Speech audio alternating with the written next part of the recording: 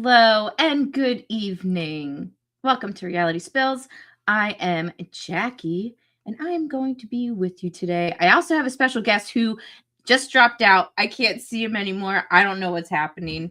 Oh, there he is. Okay. Anyway, so we have a really good episode for you today. I have had the distinct pleasure, as anybody else who would actually follow Ian Carroll on X and just like follow this prompt on, hey, go to this website and use this promo code so you can go on this awesome tool that you can kind of research and ask prompts on this tool through like all the Epstein files. If you have any questions, whatever, go through.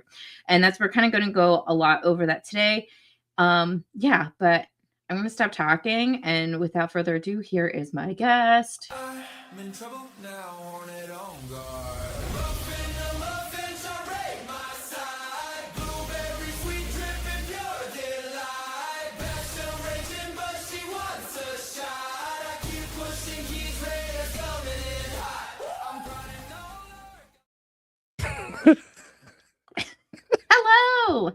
I love that song. That song yes. gets me so pumped. That was actually done by a friend of mine named Brooke, who makes AI songs, and she's really good, actually. Brooke Blackburn on Rumble.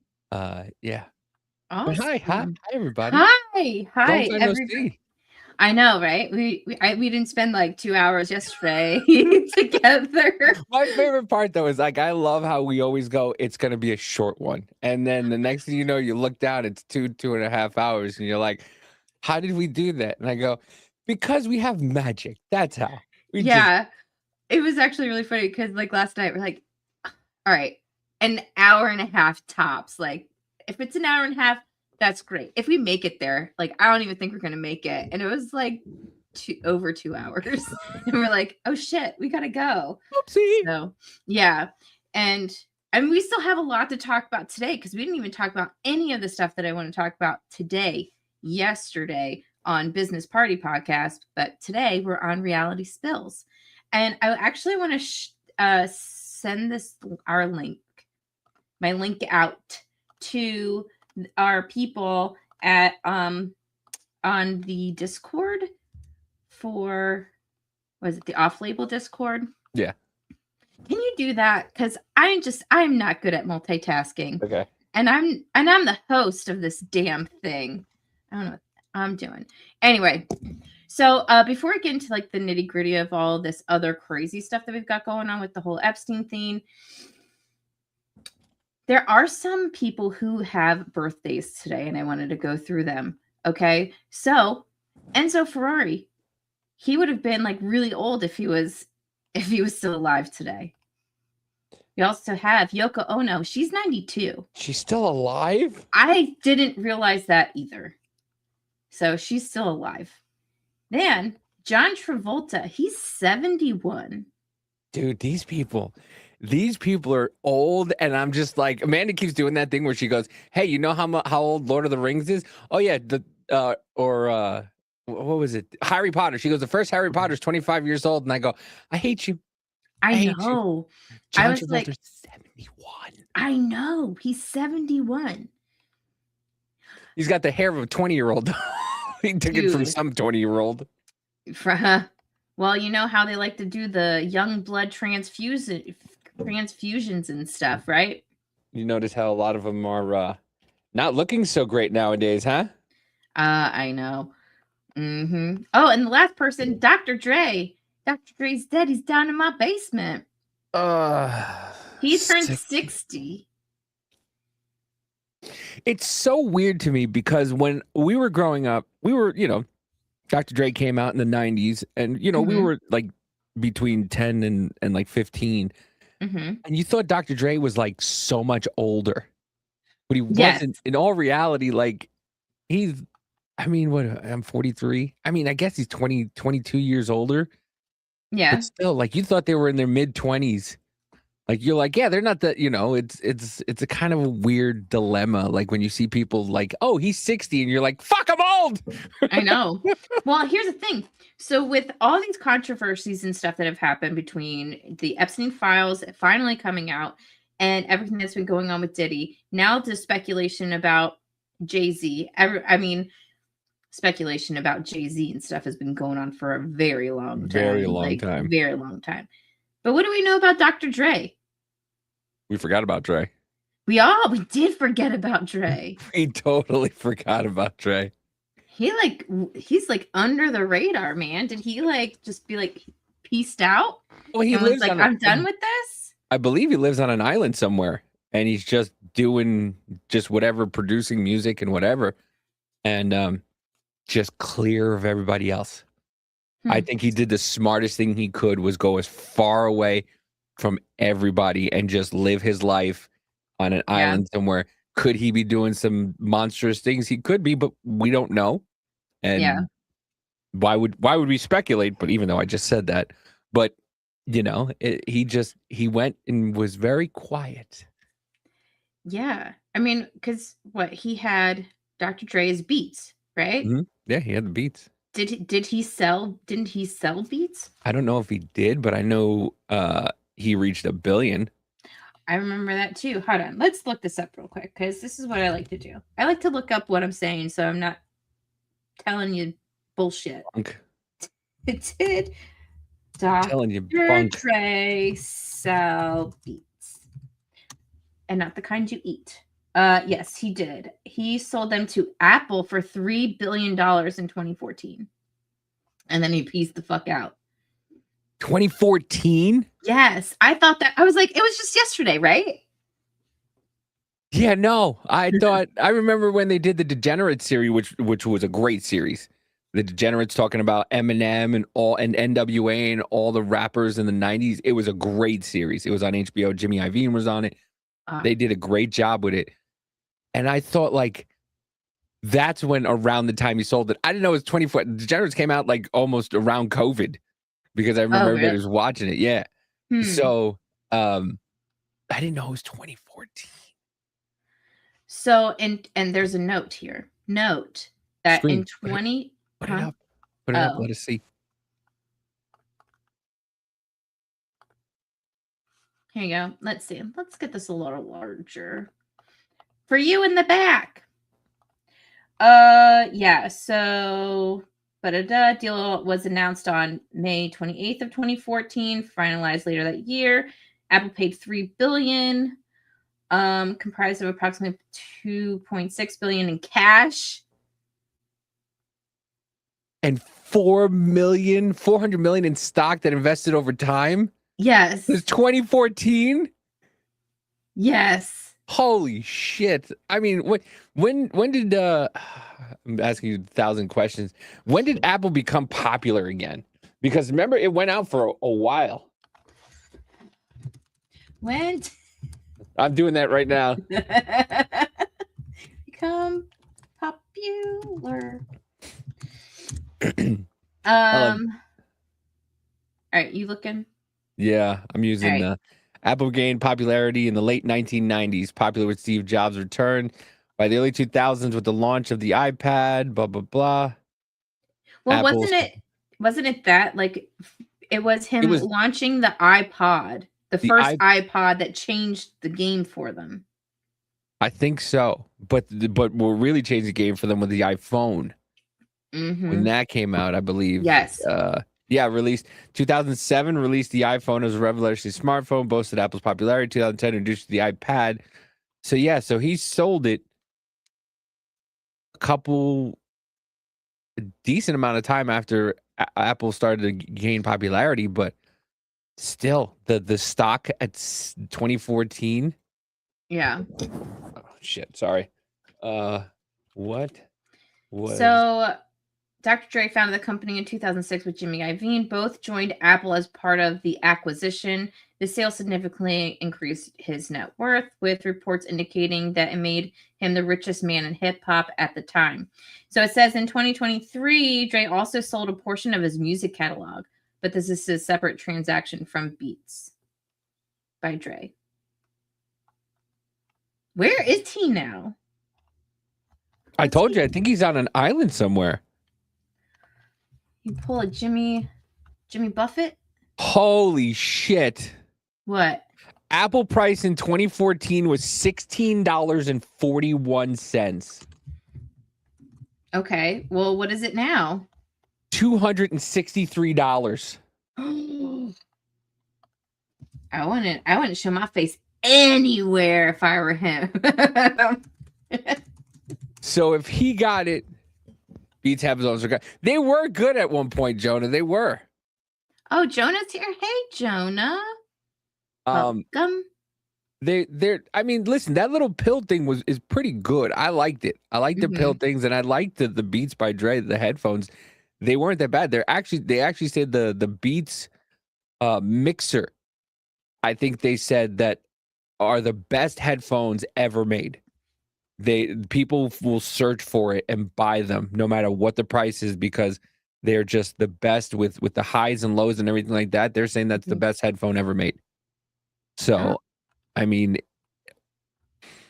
but $400 million in 2014 at a stock price of $16 to 200 and today $263.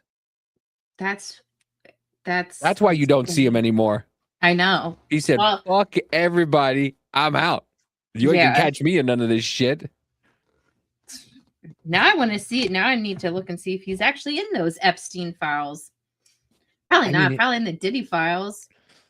Well, I mean, he would probably be in the Diddy files, but once again, with all this stuff that's coming out with Jeffrey Epstein and all the Epstein files and everything like that, they're making conspiracy theorists again. They continue to do it because Pam Bondi is slowly rolling these things out, and then her and what's his face, Massey went at it about some redactions that of what's that new that guy not Peter Thiel, Lex. What? What's his name? Lex Wexner? Oh, Les Wexner? Yeah, Les Wexner, whatever his name is. They got into an argument when Pam Bondi was answering questions about how she didn't release the name until they asked her about it, and then she released the name. Like, why I don't get why they just don't release shit. I don't know either, because here's the thing. It's not like it's a huge secret that Les Wexner and Jeffrey Epstein had a connection. But I will say this is actually, it's funny that you bring this up because this is something that we were kind of talking about last night, but I forgot to mention this. I found an email that one of Epstein's staff, I don't know if it was this Leslie Groff woman who's like his assistant or whatever, but she sent, I need to find it. Fuck it. We'll do it live. I need to find it because I was like, what the hell is this? And it had something to do with his foundation. I didn't realize that he had a foundation, right? Like Jeffrey Epstein had the Jeffrey Epstein 6. It's VI, right? VI Foundation. And it was for all of his quote unquote philanthropic work in the sciences. Look. All right. So let's see. So basically what this email was someone from his foundation sending out letters to potential I don't know, donors or whatever. And it was just like, and they went, okay, here it is. Yes, I found it. Okay, hold on. Boop, boop, boop, boop. Let me move it over here. Donald Trump for getting the Dow above 50,000. I mean, listen. What does that mean? I sound like an idiot, but I really just the Dow Jones Industrial Average is over 50,000, I believe, for the first time ever. But I mean, what does that do for me? I mean, I don't know. I mean, it's supposedly good for the economy, and supposedly that means that it translates into money, and we're making money, and we're doing good. But in the same token,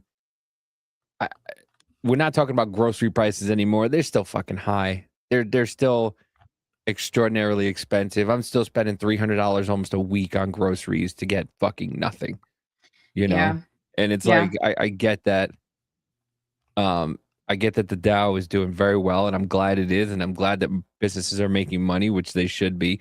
But it kind of sucks when you're sitting there going, "Hey, this company's making millions of dollars, and yet they haven't lowered prices at all." And it's like, come on. I understand that companies need to make money, but shit, Yeah. give some people a break. And I'm one for any company making money. I'm one for letting people be independent, do the job, do what you're good at and whatnot. But I mean, come on, you still got shit's expensive. What up, Sugar Bear? Yeah, it is expensive. It's insane. Like we had the was it the blizzard or whatever? Yeah. Hi, Sugar Bear. Nice to meet you. Anyway, and my husband went out for groceries. It was like over $300 just for one trip. I was like, "What is this? This is not no, no, Yeah, no." but I feel like you know what I feel like the companies like the supermarkets or whatnot, Mhm. they're like watch salesmen.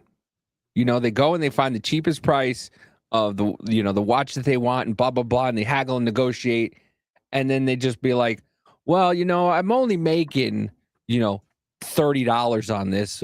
I need to make at least 500. And you're like, motherfucker, Yeah. I get you need to make a profit off of it, but maybe, Does it need to be that much? yeah. Yeah. I mean, it still boggles my mind when we pay for water Yeah. twice. You pay for water at home, Yes. and then if you want water at the you want purified good water, you have to buy water from the fucking store. And I'm like, why can't our water at home Well, just be good? the bubbly water is really good though too. Pam Bunny blurted out the Dow as high as the answer to the question asked by Jared. It became a meme. Yeah. I mean, she doesn't handle things very well. What up, Sugar Bear? Mm-mm. Yeah. She She sounded like an emotional see you next Tuesday, to be honest. I was like, oh God, this isn't gonna like it doesn't the context in which the meeting was held, what it is that they were talking about, how they had the Epstein victims behind her, and the way in which I can understand like you want to defend yourself and everything, but you have to give it to the Democrats. They set it up so the optics of it looked awful. Yeah. Like you can scream to the rooftops all the time. Well, what did Biden do? Why didn't Biden do? But everyone's gonna be like, no, you got to stick to the point because it's not Biden's administration anymore. Yeah. But I mean, she has a valid point about Biden, and everybody's just pointing the finger at every other way. 100%. But when they're asking you questions, and I would much rather you like answer the question in a dickish way than just go, the Dow's over 50,000. Right. Well, okay, Donald Trump's mentioned 300,000 times in this, or Donald Trump's mentioned 50,000 times in this. What do you say about that? The Dow's over 50,000. Right. Good. Like, bro, it's not. Just say. I actually heard her say that, and I was like, bitch, did you not even go through your own files? This is when you say, oh, well, there's a lot of duplicates. If you actually go through the files, a lot of it is this, and this that has nothing to do with him. Because that's true. Yeah. How about half? How about we could take about 70 to 80% of the emails that involved Trump were about how they hated him and his presidency, and a large majority of it happened after his presidency or after he announced he was running for president. The majority of the emails were about him being president. Yeah. A lot of them before that weren't a lot of, him. And once again, it's about people talking about him. Yeah. A lot of it is. Well, that was actually what was kind of interesting for me to see when I was actually going through the files and stuff, one by one. Before we got the super cool tool that we're going to show you here later, is that what I noticed is that a lot of people were, when they were sending him emails that had like about Trump, it was like updating him on what's being said in the media, or what was a poll between Trump and Hillary for 2016. And then also, what else was there? Shit. People were just sending like articles that like sending him links to New York Times articles or other articles from other thing about Trump.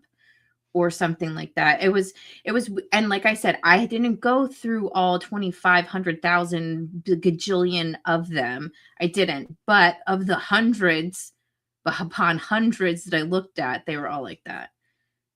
Jonah said So. she was, but she couldn't acknowledge them because it would create a conflict of interest with DOJ and any lawsuits the survivors had or would have. That's another thing. These fucking half these, a bunch of these people aren't even the actual victims. Are they not? Like, this is okay. Why don't we put a pause on that? Because I have questions when it comes to that. Because the people who were there that we hold on. All right, never mind. Because I'm gonna lose it. I know I have to talk about it now, or else I'm gonna forget. But so, what do you mean by that? Okay, let me see if I can find it because I know I bookmarked it, because they were talking about how there was a bunch of people, in the who were representing there that weren't even Epstein survivor. That weren't even survivors. They were like friends of the survivors or someone who reported on the survivor. Fuck. Don't. You know what it is? It's like you see these things and you think you hit the save button or whatever, and it doesn't do anything. Yeah. So is it saying that like not all of them were actually like? Well, this one right here. Hold on. Let me try. This is not exactly what I'm talking about, but this is kind of one of the things.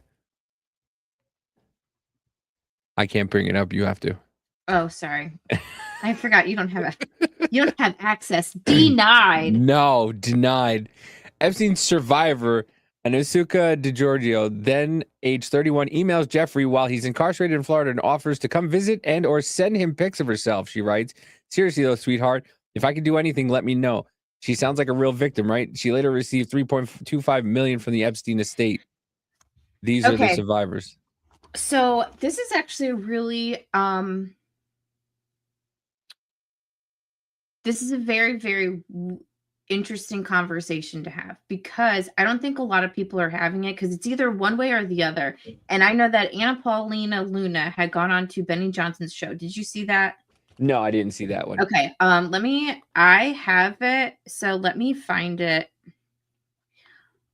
It's gonna take me forever. Fine. I know I have it somewhere. But this was his one of the emails.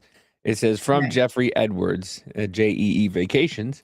Okay. Well, I suppose I will not be seeing you while I am in New York. To my great disappointment, how are you? I suppose you are making the most of the opportunity to read and observe human behavior under duress and confinement. If I were there, if anyone would maximize such a vacation, it's you. I am with blah, blah, blah. And he's asking if you would like him to send you some Vaseline. For his butt. That's what she means. But it says from JEE Vacations. It says from JEE? Yeah. Okay. Tuesday, the 2nd, September 8th. I heard you've had a spot of bother. Tell blank, I appreciate the advice, but that would be contraband and the punishment would be Vaseline.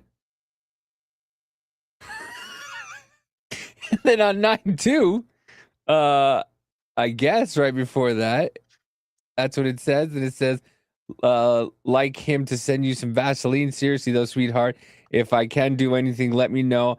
I hope you are keeping a diary, and I'm sure you are keeping fit. Anyways, best of love always. P.S. I would like me to come and visit sometimes. It would be my pleasure.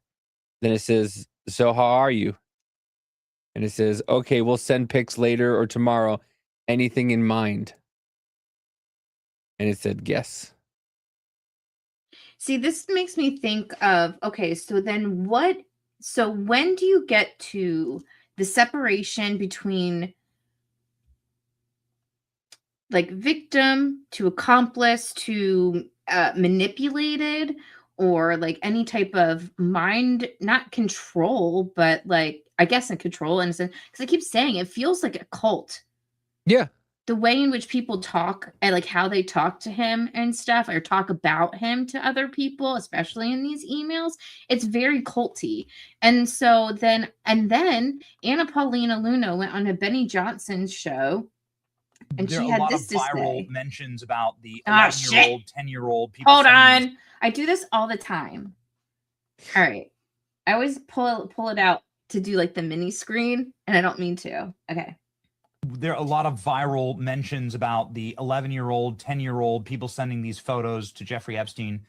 Did you uncover who sent those photos of little children? I looked directly at the emails that have been widely circulated pertaining to the age 11, and I have it written down on my notes, the permission to kill email, Yeah. the Snow White, the littlest girl was naughty, etc. And those ones were directly sent by alleged victims. So the most disturbing and darkest and sickest emails were sent by women to Jeffrey Epstein. Yeah, and some of them pertaining to, jerky, whatever that is. Yeah. And so and so just quick follow. What is jerky? Like, what is that exactly? I think that's the question. I don't know if it's like, and again, like going into specifically just based on what this is, I don't know. It's a code The word. context It is has to be a code word. Nobody It's a talks code about word jerky and like it's this. weird. Yeah, it's a code word and it's weird, but either which way, We have beef jerky in the studio, okay? So like, What? Klein and I know, I've never spoken to my team or anything. There's no correspondence to me talking about jerky this obsessively. There's hundreds of emails about jerky. It's a very code specific- word, and some yeah. of those emails were sent by women, and women that specifically claim to be victims. So you're saying that these victims are being groomed into there's becoming evidence. traffickers themselves. There's evidence of that. Yes, Yeah, I'm okay. not saying all of the So they're not victims, but actually it definitely victims. happened. They're not Well, actually I victims, think- or they're I think that there are some that playing are the actual part. victims, but I also think that at a certain point, if you, depending on the severity of what you're doing, I think that there's a gray area, and then you become a co-conspirator. Once again, when she states that Joe Biden didn't do anything, she's fucking correct. Mhm. When Pam Bondi says that, Mhm. because once again, I'm going through and I put Epstein survivors on Capitol Hill, and all of a sudden now, nothing was done the last 4 years. Nothing's been done, while Biden was in office. And I'm looking through it, and they're going, "Well, we need this now. We need this." Why Yeah. didn't you do it? Because it was front and center on his first election. When he first was president for the first 4 years, it was a fucking huge thing. And all of a sudden it went quiet. Well, it was 4 whole fucking years. considered a conspiracy theory in 26, like all of it was like considered a conspiracy in like 2016, 2017 until Epstein got arrested Yeah. in 2019. Even before then, like when with the whole Pizzagate thing and stuff, like there was ties to that. Sometimes people don't understand like what actual Pizzagate is, and it's just like it's not just about ping pong. Like that's not it. Like there's more to it than that. Jonah makes a good point though. Cultish, sometimes I think they were spamming posts and emails in case the feds were interrupting and reading them. That could be a thing too. Just throwing people's name out there and whatnot, like knowing that you're going to get in trouble and just putting Trump's name out there. Yeah. Because like I said, that there was another thing I saw. I was trying to find it, the graph of when they really ramped up, and it was 2015 or 2012. Between 2012 and 2015 is when they started to really hammer like the Trump mentionings in the Epstein files. Yeah, well, because that's when he started like the inkling of him running, and it was after it was after Epstein got out from jail, or from his stupid prosecution that was not like non-prosecution. It was after he was done with his work release or whatever, and at the same coinciding with Trump putting his feelers out there for running for president. Of course it was going to go out there more. I mean, if it was in 2006 that Trump is the one that actually helped get Epstein prosecuted too, Of course. Like they would start being like, that fucking guy. And not for nothing, they're going all out, be all end all of Trump. Like, there's a lot of fucking people in these things. Yeah. And you're focusing your time on one person and it's showing. Yeah. We get it. If Trump's in there, fucking prosecute the fuck out of him. If he did some shit, prosecute the fuck out of him. But everything I've seen with a lot of these emails and a lot of these gotcha fucking things are just like FBI tip line hints, or I just read one I was trying to find today, where Ted Lieu said that Trump raped women and was what'd he say? He said it today. Here it goes. I got it. Bring it up. There. Okay. So why are Republicans so interested in Joe and Hillary Clinton? It's because they're trying to distract from the fact that Donald Trump is in the Epstein files thousands and thousands of times. In those files, there's highly disturbing allegations of Donald Trump raping children, of Donald Trump threatening to kill children. So I encourage your press to go look at these allegations. And I'm highly disturbed that Deputy Attorney General Todd Blanche just got the law wrong. Yesterday, he said essentially that it is not a crime to party with Jeffrey Epstein. Well, that's actually not correct. If Jeffrey Epstein was human trafficking minors for these sex parties, and you show up and patronize the establishment at that party, yeah. So then Bill and Hillary Clinton are implicated in this also. Mm-hmm. Hillary Clinton's trying to tell everybody they were just, they knew each other. Meanwhile, Ghislaine was literally at her daughter's wedding. Yeah. Yeah. So either A, they knew they were rich and wanted their money for, the Haiti the Clinton Foundation, Mm-hmm. or B, they knew. And I'm going with they knew and wanted money. So it's C, both of it. Thank you for this perfect segue. Do you want to finish with Ted Lieu? No, go ahead. No, that's Ted just being fucking stupid and talking about how, Donald Trump. And once again, the speech and debate clause is only for when they're supposedly on the floor. So if Donald Trump wants to sue, he has all the right to, and they're going to go again about how, he's suing people to shut them up. But if you're going to say shit that's false and defamatory. Right. Well, yeah. Okay. So let me do this first. Let me show you this. Here we go. Okay. So this is Mr. Ian Carroll's X account. So this is Webb right here. Mm-hmm. It's Webb. It's like app.web.io or something like that. I'll show you in just a second. So this is kind of a database where all the Epstein files were put. You can search, you can write prompts, and through AI, it goes through all the files that are there, and it'll give you its analysis of what your prompt is, and in congruency to the files that are there, and it'll actually show you which files that they are using, and you can click on it, it'll bring it up so you can see where they're getting that information from. So Jonas says Trump started getting mentioned because of Virginia Giuffre filed lawsuits where she spoke about working for him and got poached by Epstein and abused. Then the smear was on. That was about the time that after that is when Nancy Pelosi was talking about the wrap-up smear. Remember that? no. You used the when Nancy Pelosi was talking about how you use the news media, you say something and then the news media catches onto it and they continue with it, and then you go, well, the media is reporting this also, and then you get the wrap-up smear where now it's a constant loop of they said,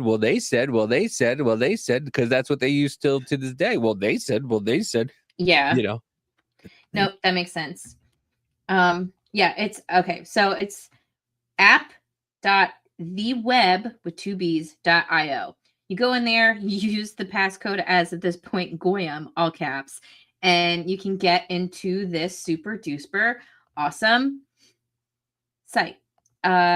This is basically when you go in, this is what it looks like. It shows you these. You have these canvases. You can have like up to 6 canvases. I have different things that I started, like with cloning, state and federal investigation, and people. You are like fucking what's his face, Matthew McConaughey at the end of Tropic Thunder, where he's got the TiVo in his hand and he's like, "Tugboat, I got the TiVo." When the cloning thing starts happening and everybody's just okay about cloning, you're gonna be sitting there going, "I told you, see, I told you." I've been talking about this shit for so long. I've been talking about bag babies, like ex vivo, that's bag babies, like for years. Years I've been talking about it. And anyway, so we start I'm going to go through just a few of these because I also want to read part of a post that Liz Crokin reposted today, and she had written this really good, it's long, but it's a really good article about Bill and Hillary Clinton, their connection to Epstein, as well as the occult and everything else that has to do with like human trafficking in this time. So, all right. So you go in, hold on. Let me actually show you. So say we want to do a new canvas. So you can name it whatever you want. What is something that you actually wanted to know about these whole Epstein thing besides people, state and federal investigation and cloning? Actually the Clintons. Okay. Well, they're under people. Oh, so say then, no, it's okay. So then you go, oh, I want to know about the Clintons. So you write in Clintons, type. What about the Clinton Foundation? Okay, let's do that. Clinton, no, actually, that's in there too. Okay, so then you type it in Clinton Foundation, Clinton Foundation, and then you press create new canvas. So when you do the new canvas, it gives you this part right here where my cursor is blank at that time. And then you can go down to this part right here and ask a question. So my first question was based on this, and you can see here, I'll highlight it. Let's see if I can make this fun. Boop. All right, so based on,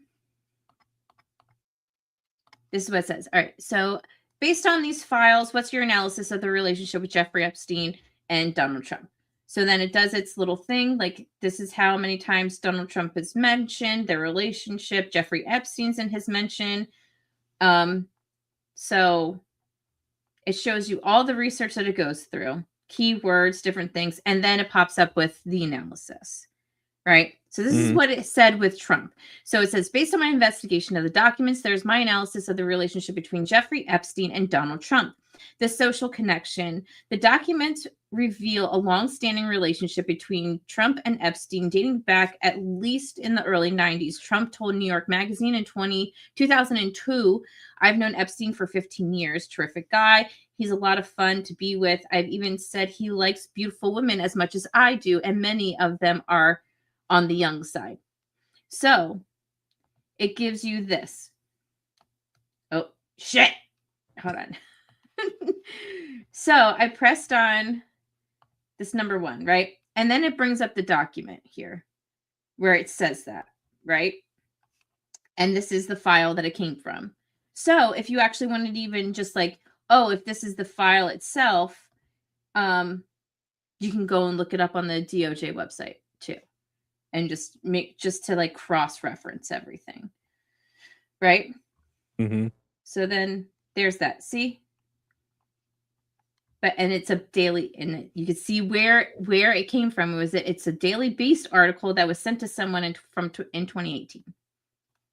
So that's their evidence here, number 1. So it goes in, talks about there had financial tensions, according to Epstein, when Trump purchased a Palm Beach house for $41 million, and then turned around and he sold it for $125 million.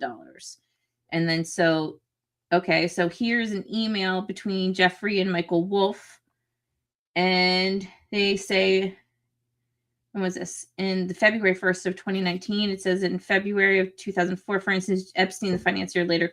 Oh, so this is, I don't know why these people either copy and paste articles or whatever. What do you to mean? each other.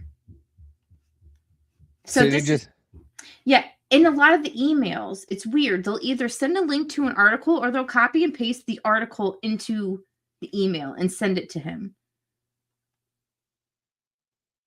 Yes. So this is Michael Wolff. So this is holy shit. Hold on a second. So Michael Wolff, who I believe this is an actual author, right? Yeah, that's the guy that journalist. Yeah, that's a journalist that quote unquote outed Trump. Right.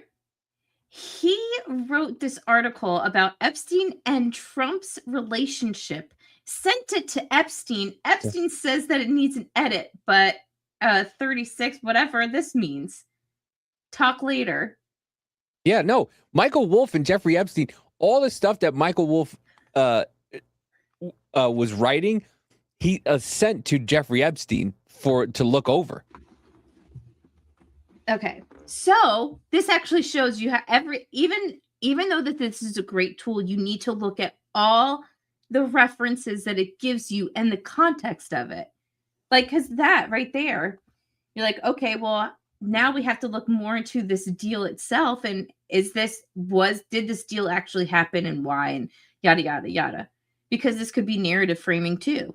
Yeah, I guarantee you, if you put Michael Wolff, Epstein, Trump, it's a shit ton of articles that Michael Wolff wrote about Donald Trump talking to Epstein about the articles. Okay. Let me write his name down real quick. Sorry, I'm getting like I know how your brain works. I know it's all over the all right.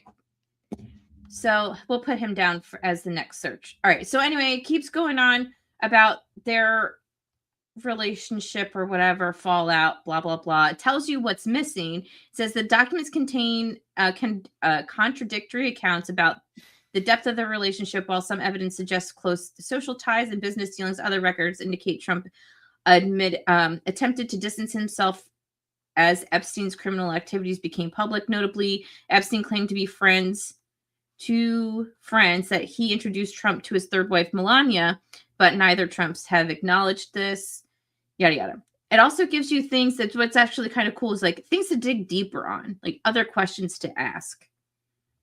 Cool. So we're talking about I was going to say Billary. We're talking about Billary. We're talking about Billary. So I said, according to the files, what was the nature of the relationship between Jeffrey Epstein and Bill Clinton? So it goes through all the documents and stuff, and it goes calculating. And then you get this, and it's like the philanthropic connection from 2002 to 2005, which is conveniently the time frame in which his state investigation was from. Like the state investigated the dealings of trafficking and stuff of minors and his activities from 2002 to 2005.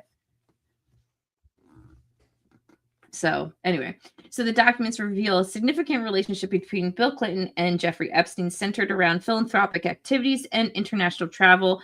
According to flight logs, Clinton flew on Epstein's private jet at least a dozen times between 2002 and 2005 to destinations including Hong Kong, Shanghai, Oslo, Russia, and Africa. So when Jonas says Gouffre's lawsuit is when Epstein list was said to exist. Some names like Alan Dershowitz was first mentioned. Lydia Flights became a media obsession as evidence of Trump's pedophiling. So if that's true, and then Michael Wolff and Jeffrey Epstein started corroborating about talking about Donald Trump, knowing that he was running for president to try to incorporate Trump, this becomes a fucking vicious giant cycle, and it shows a little bit more in depth of why this became such a thing. Well, it's interesting that you actually bring that up of the date itself of when the Epstein list came out, because you know who did that, right? It was reporter Nick Bryant. Now, he did a show with somebody not too long ago, and I watched it. It was really good. You need to look him up. Nick Bryant. He is the one who investigated the Epstein stuff back in 2011 or 2012, and that he got a hold of the Epstein list, and he's the one that released it. So if you said before even all of this that it was weird because in 2012 to 2015 there was a ramp up in the mentions of Trump, that's what you said, right? Mm-hmm. And 2012 is when the Epstein list was dropped. Mm-hmm.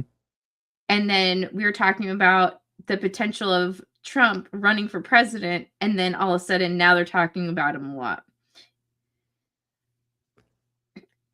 Because once again, they didn't want him in because he knew them. That was a big contention when he first ran. Is like, why do they hate him so much? And everybody, and me included, were just like, eventually when I looked more into it, it was like, he was one of them. Right. He knows their fucking secrets. They don't want him in there because he knows what they're all like. And when one of the most truest statements Trump ever said during that debate with Hillary is, yeah, I donated to you and all your wealthy friends too. Yeah. Like, he was in with them. They knew they knew Donald was a no-nonsense fucking guy that's just gonna, no matter what, throw everybody else under the bus before he gets thrown under the bus himself. So they were worried about the wild card. Yeah. And unfortunately, I believe that being president allows him certain things, but it doesn't entitle him to everything. Once again, I don't know if we were talking about last night or we talked about it on Tuesday on Off Label. The president's only president for a max of 8 years. Right. Are you going to tell the president everything? Yeah. This guy who is only there. You have all these other people that are there for fucking 20, 30, 40 years. These people who are selected to do these jobs in some cases, or or whatnot. Are you really going to let a guy who's there for 4 years, possibly the majority of 8 years, know everything that's going on in the government? No. Well, unless you're in. But now, honestly, another thing I want to look into in these files, though, is there has to be some connection with all of this and Hillary having to get into office in 2016, because the backlash, the craziness that happened just because Trump won was something I have never seen before, and none of us have ever seen before in our entire lives of an election. Never. From the beginning. I had never seen anything like that before in my life. So my brain just did that thing, the Charlie Day thing. It's all connecting in my brain. It's all because, once again, Trump was friends with them. He knew all their secrets. By the way, question: who was the guy who came out and announced that Hillary wasn't coming out the night of the election? It was John. It was John Podesta, who was very much prevalent in the Epstein files and Pizzagate. The Podesta files came out was WikiLeaks, released by WikiLeaks, and that was a treasure trove of grossness. Yeah. So does it not make sense that they would? And once again, the Clintons are deeply rooted in American politics. They're up there with the Kennedys. There hasn't been so many Clintons as in, like, running for office. Like, they're fucking Chelsea isn't running, isn't a governor or anything like that for any state. But, she was a Secretary of State. She held top secret clearance. Yes. She knows some shit. And she has a lot of friends. She started freaking the Russia hoax. Yeah. Like, she paid out for loud it. Too. Yeah. They told Obama about it. And he's like, all right, go ahead, Harold. Sure. Do what you got to do. But they are so prevalent in American politics. Once again, somebody ends up dead. Who's the first person they go to? Listen, a lot of people end up dead around them. Okay. So let me just get to this real quick, because I just want to show this tool. It is an amazing tool. So in here, it talks about different people who are mentioned flying with Bill Clinton on Epstein's plane. Sarah Kellen, she was considered a co-conspirator in the Epstein case in 2008. And part of his plea deal was that the co-conspirators in there, which was her and two other women, Ghislaine Maxwell wasn't in there as a co-conspirator for some reason, according to this, in 2008. And part of the plea deal was to have those co-conspirators off.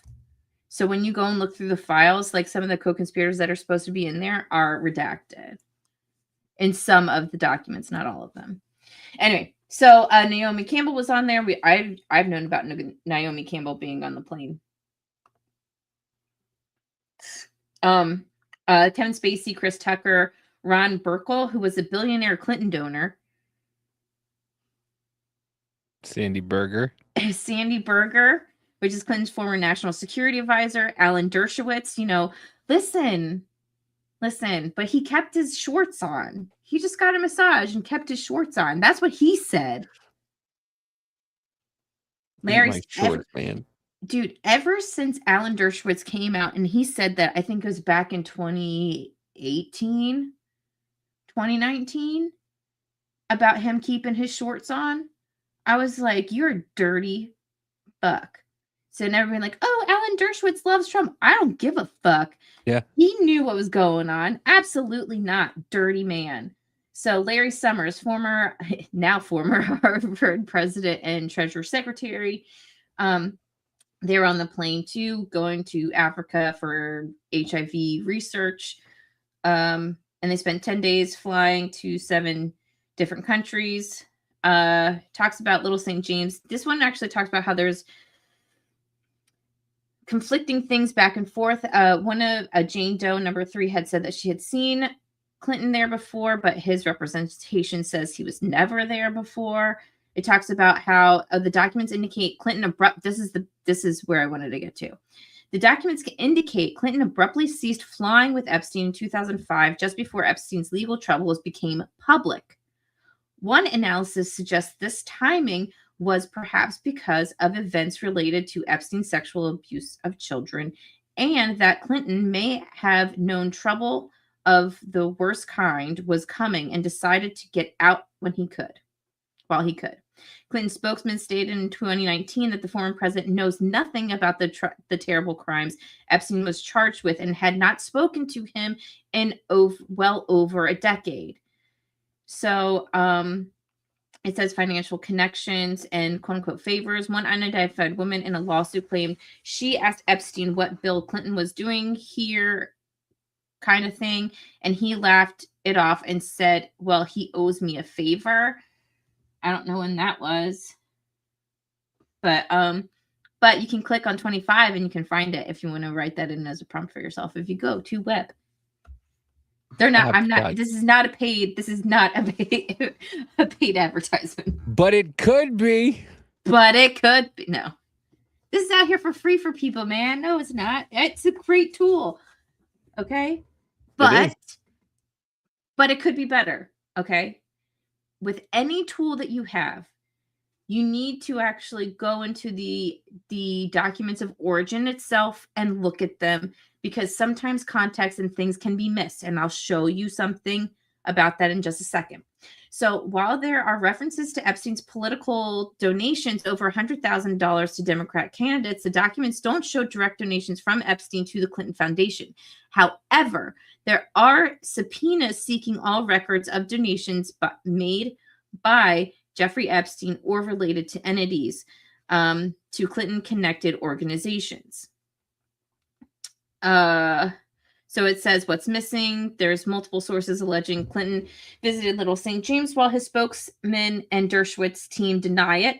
There's knowledge of activities. Clinton claims ignorance of Epstein's crimes, but timing of his distancing in 2005 coincides with Epstein's legal troubles beginning. And if it said he was traveling with him from 2002 to 2005, when all this stuff was happening, right? Yeah. And this is when the criminal case was Being brought. and that was in 2008 case. That was the scope of when the crimes were committed, was 2002 to 2005 in this whole time. So nature of favors, the reference to the favors, they don't know what it is, blah, blah, blah, blah. Okay. So then I went and I asked, did Epstein or any of his staff have contact with Bill or Hillary Clinton or any of Clinton's staff after Jeffrey's 2008 conviction? So then it clarifies what my question is back to me. I'll investigate whether Epstein or his staff had contact with Bill Clinton, Hillary Clinton, or their staff after Epstein's 2008 conviction. Let me start their search. So they're doing their search, blah, blah, blah, blah, blah. And then it comes back, and they're talking about how Ghislaine Maxwell, that they still had a connection, and how Ghislaine went to Chelsea Clinton's 2009 wedding. So that was after he was already convicted. Yes. Okay. Yes. And then, after he was convicted.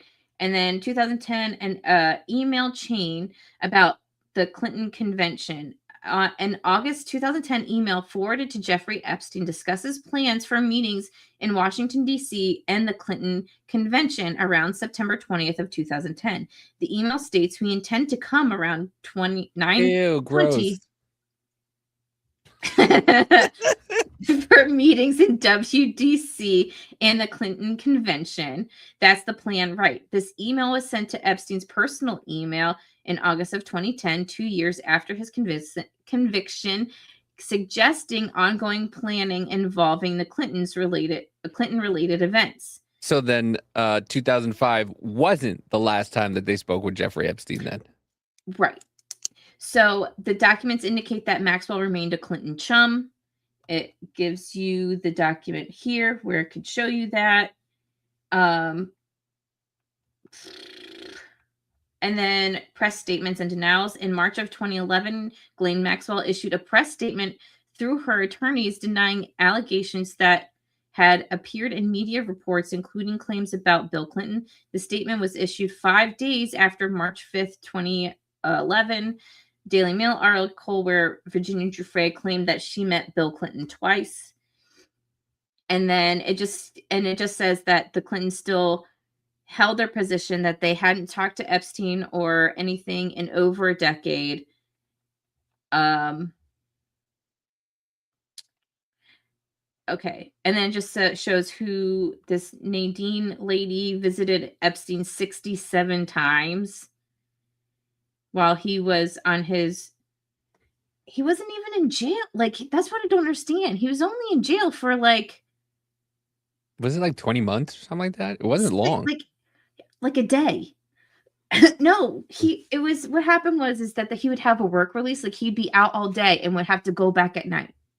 Wow. So nice. Yeah. So, yeah. So, and now this says, what's missing and contradictory? No direct evidence post 2008 meetings. While Maxwell attended Chelsea Clinton's wedding, there's no documentation of direct meetings between Epstein and the Clintons after 2008. The Clinton convention email is ambiguous. It mentions plannings to attend the Clinton convention, but doesn't specify whether this involved direct contact with Clinton or his staff. Timing of distancing, they say it's weird that Clinton distanced himself in 2005 before his conviction, and that Maxwell continued social access to the Clinton family. So it's basically, I'm not talking to him, I'm talking to her. Right. It's the Nancy Pelosi defense. I didn't buy stock. My husband bought stock. I don't have anything to do with that. I have nothing to do with Jeffrey Epstein. We talked to Ghislaine, and that's it. I don't. Right. Like, because she's not close to Epstein at all. No, not at all. Not at all. She might as well have been his wife. I know. Well, so then it goes, it says the key findings, and it just talks about Ghislaine basically saying that even though that Ghislaine was close to them, how there's no direct evidence of meetings or communications between Epstein himself and the Clinton himself. I'll clarify that with himself. That's how they clarify it. And the Clintons after 2008. The most significant evidence is Maxwell's attendance to Chelsea Clinton's wedding. Okay. Now, but I was like, but what's the nature of these two files? Of this one and this one. And you'll see why, because I found them. I had posted them on our X account at reality_spills on X. You can see it there. And these are two. Here, let me bring this up. Oh, shit. Sorry, Finn. Damn it, I missed the first hour. Start over. Well, when he was in jail, he had special permission to go home during work hours. Yes. Davy pronounced it almost correct. Nobody pronounces Ghislaine properly. And apparently I can't spell it correctly either. No. Welcome. Make sure you go over to Reality Spills and follow, please. Yes, please. Make sure you go over there and follow and tell everybody to follow. We're new here. They're the new kids on the block. Mm-hmm. I talk fast when I get excited, so tell me to slow down. Okay, so when I was doing my research through the files and stuff, I found something dubious. I said, excuse me, this is after 2008. So Leslie Groff is Jeffrey Epstein's assistant. So the way these emails read are very, very weird. But so this is from Sarah K. She sent it to somebody who then forwarded it to Leslie. I'm sure she probably sent it actually to Leslie because it says, Leslie, thank you so much for speaking to me just now. Attached, please find the invitation and response card for the event we spoke about with Hillary Clinton and Congresswoman Lowy at the Harvard Club on Tuesday, October 7th at noon. I wanted to confirm the attendance of Mr. and Mrs. Epstein. Please let us know if they can or cannot attend. Something I can be reached at blah. Thank you so much. Best regards. This was sent September 30th of 2014. So Leslie forwards this to Mr. Jeffrey Epstein, and it comes with all these different types of attachments. I don't know what they are. Blah, blah, blah. And she says, hold on. What? Oh, okay. No, I thought something different in my head. My bad. Okay. And then she says, please see below invite. Do I RSVP? No. I don't know what I don't know what the response is, to be honest. Maybe I can find out. Lowy HRC invite. See if you can throw that in the thing. Well, it tells you what it was actually was in just a second. Okay. And then this was the other one. Now this is from, where's the date on here? Okay, it's November of 2015. What was going on in November 2015? Who was running for president? Wasn't that the time? No, that was July when he came down the fucking corridor, like the Simpsons. But yeah, Mr. Donald Trump is running for president. And who else? Miss Hillary Clinton. Yes, they were. So now this was from Leslie, forwarded to Jeffrey Epstein, and this was a message from Matthew Gilbert or from Howard Lutnick. Howard Lutnick. Yeah. This is from Howard Lutnick to probably Leslie. Let's just be honest.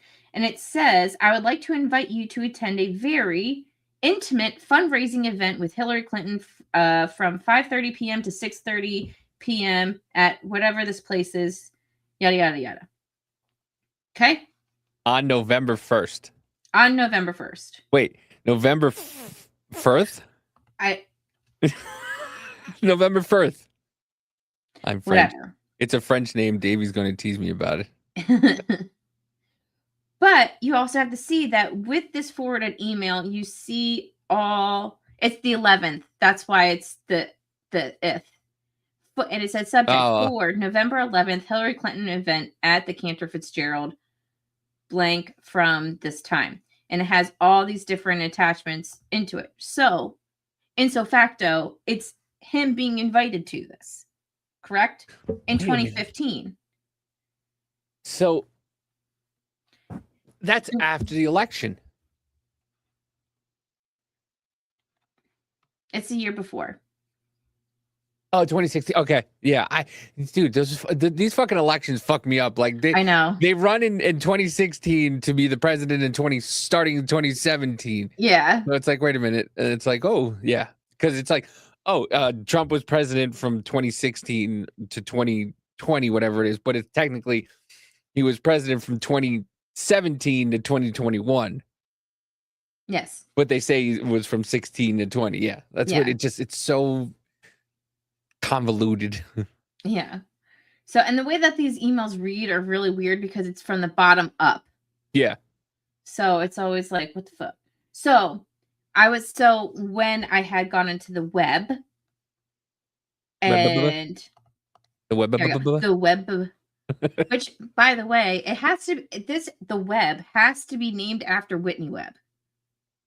Who's Whitney Webb? Oh my God. Okay. Wait, hold on. Jonah says Giuffre was sued by Maxwell for defamation and Giuffre laws. Virginia accused Maxwell of sexually abusing her. No money, just a retraction was the settlement. That's kind of odd.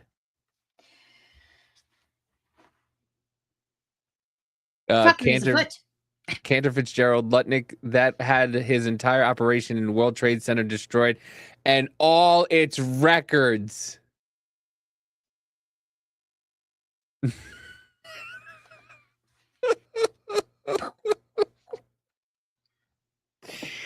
Yeah, this is Whitney Webb. Oh, you poor. I am, Finn. You know this by now. We do movies on Sundays. You should know me by now. So Whitney Webb wrote Charlotte's Web? No. Oh. Close. It was a book. About it was a pig? A book. Named just Lane? No, it's about a lot of pigs, actually. No, she wrote the book, A One Nation Under Blackmail. It's a 2-part book. It was supposed to be just one book, but it's huge. Like, it's like as big as the Bible. Okay. Jesus. It's really good. It actually talks about the connection. I've read like half of the first book. Like it's a lot. Like because when I read it, I'm like, I need a notebook, and I need a highlighter, and I need 100% of attention because I need to know exactly all the connections. Just like the Bible. Right. It connects organized crime and the government, and how government and organized crime started working with each other back in like during Prohibition and shit like that. It starts there and then goes all the way through the connections with Epstein and everything. She has done so much research on this stuff, and you have to listen to her do interviews with people when it comes to the Epstein files, especially when it comes to the Trump stuff too, because I need to do more research too. Like, and I want to read both of them. Finn says he owns both of them, but it's too Yeah. long. I remember when they first came out, and the first time I heard about it, because she was doing like kind of like a press tour-ish on like a different podcast and stuff. I bought it, right? I bought 1 and 2 the second that I heard about it. I was like, I need to know this. So anyway. Where was I? Oh, okay. So that's why I think this is named Webb, after Whitney Webb, because Okay. Ian Carroll talks about Whitney Webb and her books all the time, and it makes sense because of all of the research that she had done on Epstein and all these people involved. Anyway, so I put in here, after I had read all this stuff about, like, oh, did Hillary or Bill have any connections with Epstein after his conviction in 2008? And it basically was like, no, not really, like just Ghislaine. And I was like, wait a second, I know that's not true because I found these 2 files. So I was like, well, what's the nature of file blah blah blah and file blah blah blah? And then so it does its little investigation, it reads it, and it's like, oh, okay, all right, wow, what is the nature of these files?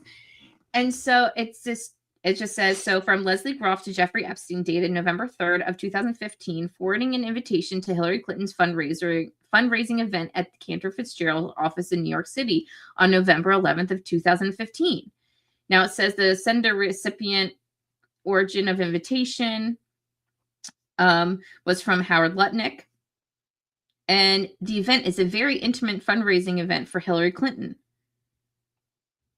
So it includes, so the attachments, they're included contribution forms and donation disclosures for Hillary for America.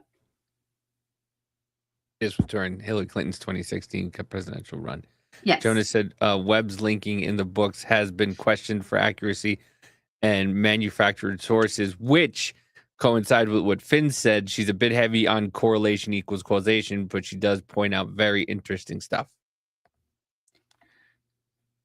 Well, take like with this thing, with this too, I said you got to do your own research. If it has, you have to know that even though it has all the references, you need to look at the references themselves to understand context. So now and as you're proving, it doesn't always tell you everything. You kind of have to dig for everything and ask it specific questions in specific ways and kind of, I guess, teach it. I believe it is a great tool to begin with if you're really trying to dig in and like if there's a narrative or something that you're trying to find or whatever in here. It's a good starting point. It's a good jumping off point to actually go to the actual files itself and like you have an idea of what it is exactly that you need to find. So, yeah. What does Finboy say? He's like, I'm a bit ambivalent about you teaching all this stuff to Davy. You're going to wear down his inner child. I'm sorry. My inner child is not going anywhere. Where is Finboy watching? Well, Jonah, I'm simulcasting on my page and he's over on my page. And then, so told him, you can come over to Momma J's, but, you know. Yeah. But we're whatever. still throwing up the stuff. It's okay. I still like you, Finboy. Finboy's great. Finboy built his own house. I'm still astonished. What? Yeah, he built his own. That's another story for another day after, you know, and not for the Jeffrey Epstein episode, but yeah. That's awesome. I want to hear about that. So this is the second email. I'm just going to go through this too real quick. So it says it's from Leslie Groff to Jeffrey Epstein, dated the 30th of 2014, forwarding an invitation for an event with Hillary Clinton and Congresswoman Nita. I don't know who that is. Nita Lowe? Yeah, I don't know who that is. That's why it said Lowe in the thing. Nina Lowe? Yeah, okay. Okay. If you go back to the other email where it had those PDFs or whatever, it said Lowe on them. Okay. So then that makes sense. Yeah. So at the Harvard Club on October 7th of 2014. So Leslie sent it to Jeffrey, and the original invitation came from Sarah Kay. So using intermediaries, being like, oh, so well, there isn't any direct. It's in, you know, but it is. But did he ever confirm that he was going? But once again, they're doing, and I say this all the time, they're doing semantics. Yes. Yes, that's doing exactly what it is. Semantics, because it's Bill Clinton hasn't had any correlation with Jeffrey Epstein. Right. But Hillary might have. Or Hillary did it through or Hillary was talking to Ghislaine still. Mm-hmm. Well, here's the thing. When they say that Epstein had nothing to do with funding of the Clinton Foundation or whatever, maybe it didn't come from just, hey, Jeffrey Epstein himself sent this money. It could have been through his LLC. It could have been through his foundation. It could have been even through Maxwell's foundation. The Terra Marrow, whatever. What is it? She had like some type of foundation where she wanted to, it's about the sea. Does anybody know what I'm talking about? Oh. She talked about it at the UN when the UN came out and was like, it's despicable. And they're like, she spoke with you guys. Anyway, Terra Mar project. Yes, that's it. The Terra Mar project. The Terra Mar project. Okay, hold on 1 second.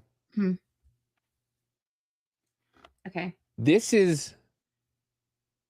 this look odd to you, kind of?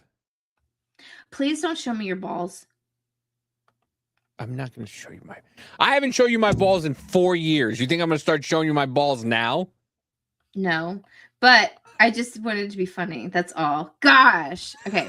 Well, no, but Me there too. was because you told me about how everyone on How famous my Gina, balls. yeah, how famous your balls are. Does this flag look kind of weird to you? Does it look like a brand new flag for a new state, for a state?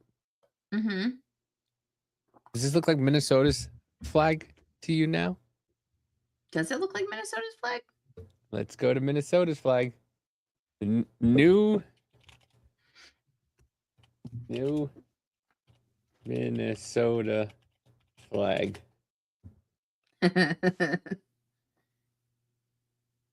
Huh.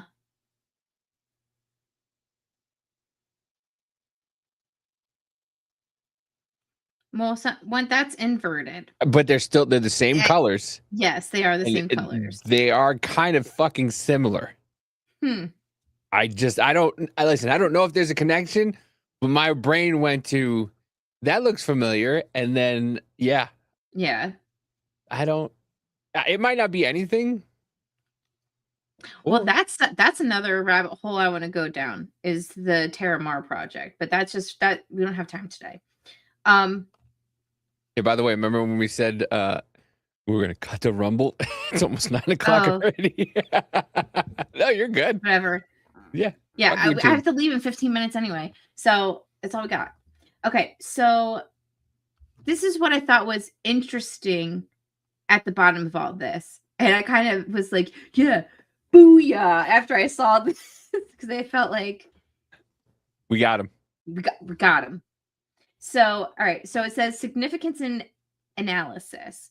Timing is crucial. Both invitations come after Epstein's 2008 conviction and sex offender registration. 2014 invitation, 2015. Yeah, we can do math. Okay. This contradicts claims that Epstein was socially isolated after his conviction. 2, level of access. The invitation suggests Epstein maintained high-level political access in 2014 event in Hillary Clinton and a sitting congresswoman at the prestigious Harvard Club. I can speak now. Now, in 2015, a very intimate fundraising event, meaning that there's not a lot of people.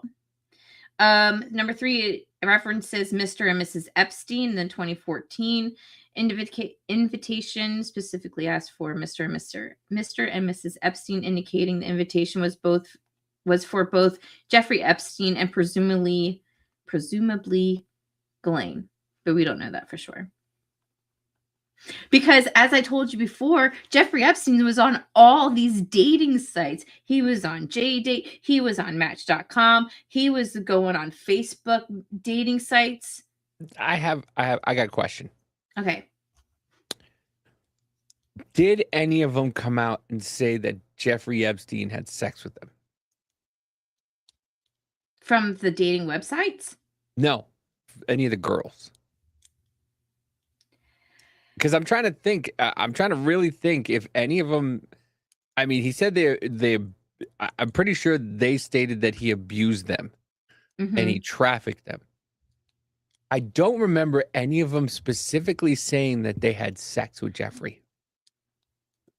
Now, what I'm thinking, Jeffrey liked older women. Like, I think that Jeffrey liked older women. I think he also liked the fact that he can control the older women that were controlling the younger women to get them to do all this stuff. I'm kind of convinced that he was bi, to be honest with you. Yeah, I mean, I could see that. But I don't, because he was on dating websites, which is one, weird, but 2, it wasn't because of the fact that he could have got these women to do his bidding for him, like, like Mhm. Ghislaine did and all that stuff. But what if he was actually just liked women his age and got these young girls for all these people in power because that's what he was told to do? I mean, yeah. Because like I said, I don't, if there is, then I'm wrong. Right. But if there isn't, then he was just, once again, as we said, the fall guy. Well, He I was, hey, think get these women to get these young girls, blah blah blah, Mhm. and he still had bi relationships with people his own age. I think Maria Farmer, who she was one of the first women to come out about it, and even Virginia had said something about him doing stuff to them. Okay, So, yeah. it was just one of those things where like I don't remember. Right. So, but because there's a lot of things about him coming out being on these dating websites, Yeah. which is it's kind of weird. Yeah. Well, that was kind of what was weird for me when I actually realized. I was like, what the fuck is he doing on Match.com? And then I saw all these things, and they were all age appropriate women. Yeah. So I don't know. Well, also I remember we had talked about this too. It could have also been a way for him to find targets when it comes to like money Yeah. or access to, Upper East Sider women or whatever who have money to shell out to people. Yeah, because we were talking about that one woman. I think we were talking about the one woman who was talking about killing her husband or boyfriend or Mhm. something like that. But she was like, but she like loved Jeffrey, and she was kind of like an age appropriate a woman or whatnot. And, just thinking about it, like it's a weird situation why he would be on Match.com and stuff like that. And Yes. being being conversational with these women and talking about how, they missed each other and everything like that. And, just, and I'm just like, Well, what if it's just, like we said, he's the fall guy. Here's the thing. For me personally, I didn't see any messages that I could assume were from him to a woman that he had found on Match.com. Mhm. All I know is that he was on these dating websites. What he did with them, I don't know. It's all speculation. Now, when it comes to context with him talking to other women and how they talk to each other, like the one that I had seen was like it was him talking to a woman that they had some type of relationship with, but she was targeting another person Yeah. who was a financier. And I was like, what the fuck is this? You know? So I don't know the whole scope of things, but it feels cultish and like but network at this like a cult network, and like for some reason he was at the epicenter of it, even though that there were people above him that no one talks about, really. Which let me get to that in just a second too, because let me finish this and then I want to get to something I wanted to bring up. So now this goes on and says like so Leslie Groff's role, it appears to have been managing Epstein's social calendar and political engagements, with 160,155 mentions in the document suggesting she was the key staff member handling his communications. That's 100% true, because when you go through them, you're like, who the fuck is Leslie? She's handling everything. So what's missing? The documents do not show whether he actually attended these events. There are no RSVP confirmations or follow-up emails in these specific files. However, the fact that these invitations were forwarded to him suggests he was still considered a viable guest for high-profile Democratic political events years after his conviction. You're right, Jonah. The word is pimped. Yes. Pimped. So, anyway, so when we're talking about like these higher up people, and you have the Terramar Project, which was Ghislaine Maxwell's baby or what have you. Jeffrey Epstein also had a foundation, and I actually didn't know of that. But before we go over to that, so this is Webb.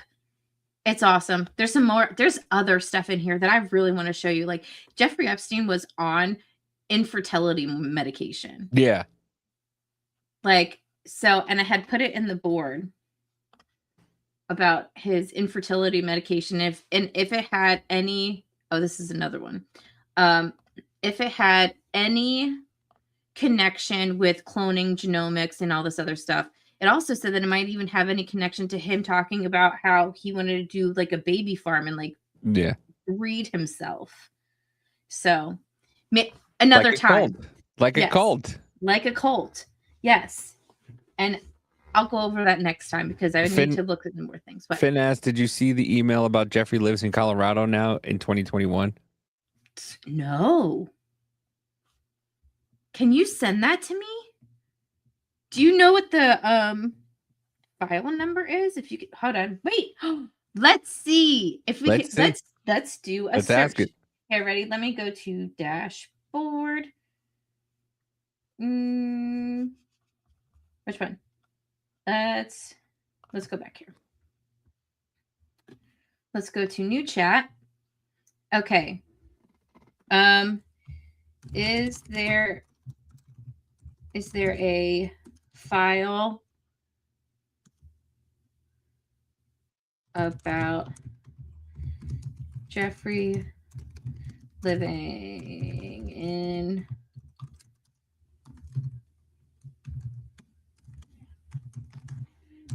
all right.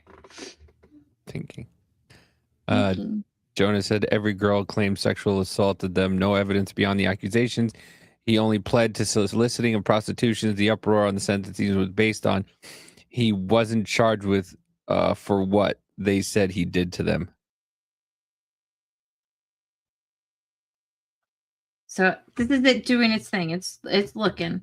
It's reading through the files. I think there's like over 1 million files or something on here. Okay. So it says, based on my investigation of the documents, I can provide a clear answer. Investigation of findings. Okay, no, there is no file about Epstein living in Colorado in 2021.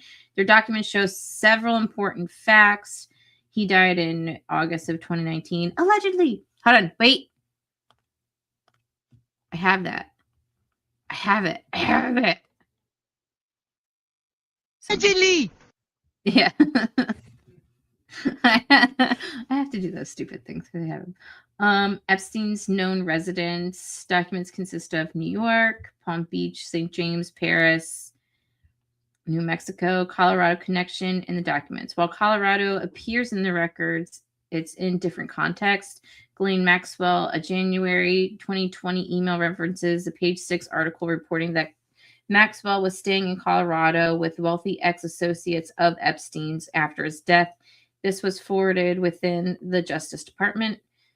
Victim interviews in April of 2021. Prosecutors requested travel to Durango, Colorado, to interview a victim witness for the Maxwell trial. Multiple 2021 emails discuss shipping evidence to Colorado for defense team review. Okay.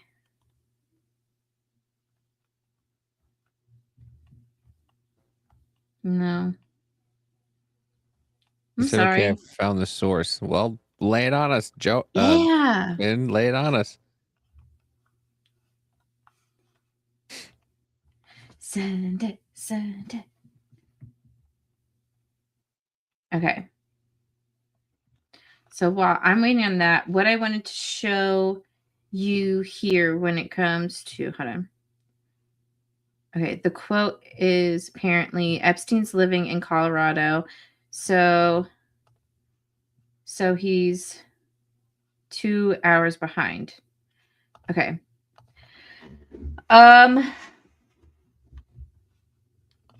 Okay, let's do investigation time. Investigation time. All right, we're going to do this live. Everybody. You can see. Let's go. Let's go. Okay. Let's go. Living in Colorado.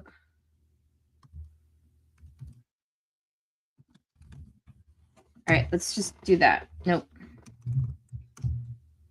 If I could, oh, because I can't spell.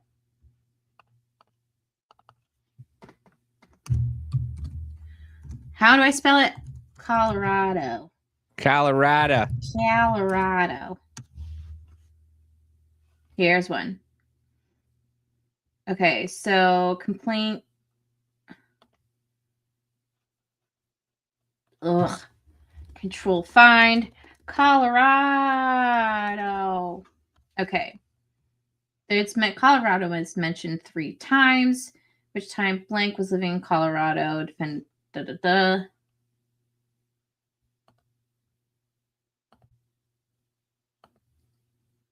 Sorry, boo. That's all I got for that one. Oh, you didn't even see it. Hold on. Let's see. Let's just look up Colorado. Oh, good Lord. Jesus. Jesus. Christmas carols. You got 2014, 2013. 2012. Let's see if I can do 2021. Whoop. Too many numbers. That's a long time from now. I know. No. Nope. Norton. Yeah. All right. I'm sorry. Full of lies. Lies. No, just kidding. You never know. It could be somewhere. I'll look a little bit more into it after I'm done here. But the last thing I wanted to 2 hours behind that. Yeah. Okay. 2. I'm like a freaking dog with a bone sometimes. I just can't. Why'd you spell it 2 horses behind, Finn? You and your Canadian. All right, I'll look at it more later because this is I've been wanting to bring this up for where share screen. Boop. Okay, so we've been talking about higher ups, foundations, blah blah blah. So this is dated back in 2013. And this is what everyone after his conviction in 2008. Yay. Okay.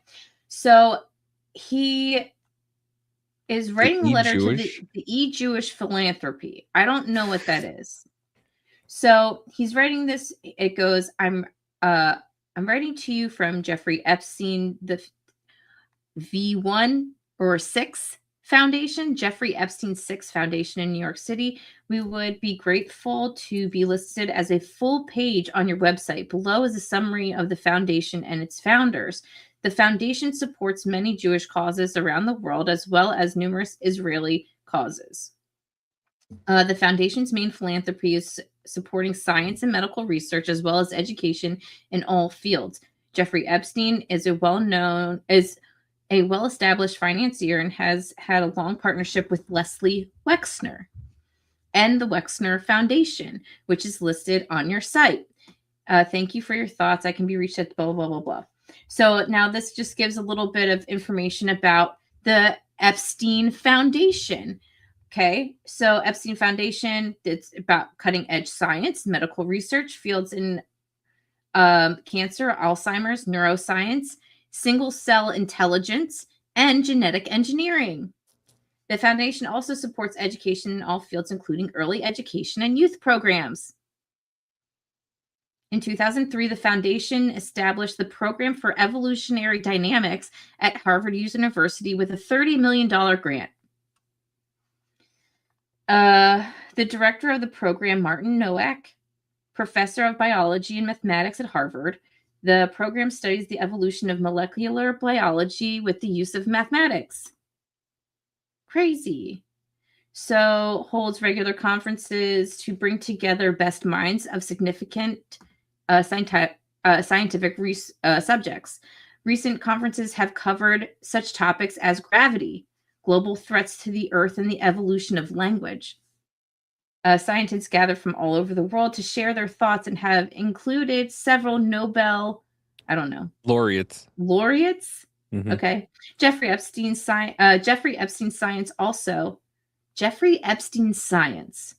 The fuck is that? That's where he just spreads his seed all over the world. Jeez, it's like freaking what's his face? I am the science. I'm the science. Jeffrey Epstein science. Bro, Oh, if Dr. Fauci is in yes. these files, that would just be the icing on the cake. You know, Oh me my and Jeffrey God. I stopped talking to him around 2004. We had been associates. Mm-hmm. So down here, right here, it has the foundation and prominent scientists that they have sponsored, right? Now, Jeffrey Epstein Foundation is also known for its strong support in Jewish causes, which include, among others, the Jewish National Fund, Columbia Jewish Foundation, National Council of Jewish Women, and all these other ones. Okay, so then it goes into a little bit of who Jeffrey Epstein is, yada yada. Right now, this is what I think is actually so. It has all these. It names drops all these people, all of it, right? And then Jeffrey Epstein writes, it says, "Hey, hi, Jeffrey. 15 of the 43 business directories are live. The rest will be live at the end of tomorrow, waiting for new Wikipedia article to go live too, as well as a premium Yellow Pages site."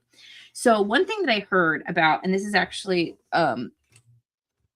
is that he was paying a lot of people to help with cleaning up his Wikipedia so that when people would search him, they wouldn't really know about his past. This is evidence right here. Like, hey, dude, we got new articles in your Wikipedia coming up. We got your premium Yellow Pages site going. As he's trying, and he says below, and then it says, below is my letter to the E-Jewish Philanthropy. I reviewed how the Wexner Foundation performs in Google local results, and I'm adding your foundation to all the websites that come up on their first page. I'm in the midst of working on a few New York press releases. I'll send you a summary and results of everything shortly. And it's love, whoever. So he responds back, no Wexner affiliations, please. Why? And then here's the thing. So this says from Jeffrey Epstein vacation. What's the other email? This is what I think is very strange. Now, this other email, like, who's using it? Because I know that he has the Jeffrey Epstein vacation. He also has the JEE projects email. Is that the JEE projects email? Why did they have it redacted? When you search JEE projects, that's where you get all the spam of the dating websites.